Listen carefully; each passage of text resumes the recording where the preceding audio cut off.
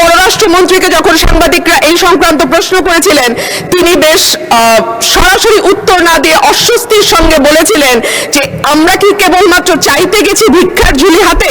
না মাননীয় স্পিকার, আমরা কেউ আশা করি না যে বাংলাদেশের মন্ত্রী মিনিস্টাররা দেশের বাইরে ভিক্ষার ঝুলি হাতে ভিক্ষা করতে যাবেন। আপনাকে ধন্যবাদ। মাননীয় স্পিকার, প্রতি বছরই বাজেট দেওয়ার সময় আমরা নির্ঝরের মতন স্বপ্ন দেখি এবং সারা বছর ধরে সেই স্বপ্ন ভঙ্গের ফল আমাদের ভোগ করতে হয়। মাননীয় স্পিকার, এই বাজেটে ব্যয় ধরা হয়েছে 9,38,000 কোটি টাকা, আয় মাত্র 6,95,000 কোটি টাকা, ঘাটতি 2,43,000 কোটি টাকা। এটুকু হলেই হতো মাননীয় স্পিকার, কিন্তু আয় 6,95,000 কোটি টাকার যে লক্ষ্যমাত্রা ধরা হয়েছে সেটা কোনো বছরই এই আয় রাজস্ব আদায় করা যায় না। ফলে যেটা হয়, ঘাটতি বাড়তেই থাকে এবং সেই ঘাটতির জন্য আমরা দেশি বিদেশি ঋণ কিংবা বিনিয়োগের উপর নির্ভর করি। আমাদের মাননীয় প্রধানমন্ত্রী সম্প্রতি চীন সফর করেছেন।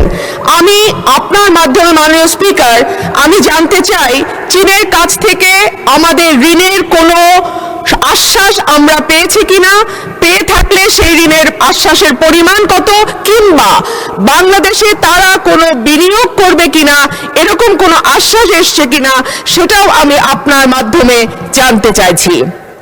মাননীয় স্পিকার, আমাদের পররাষ্ট্রমন্ত্রীকে যখন সাংবাদিকরা এই সংক্রান্ত প্রশ্ন করেছিলেন, তিনি বেশ সরাসরি উত্তর না দিয়ে অস্বস্তির সঙ্গে বলেছিলেন যে আমরা কি কেবলমাত্র চাইতে গেছি ভিক্ষার ঝুলি হাতে?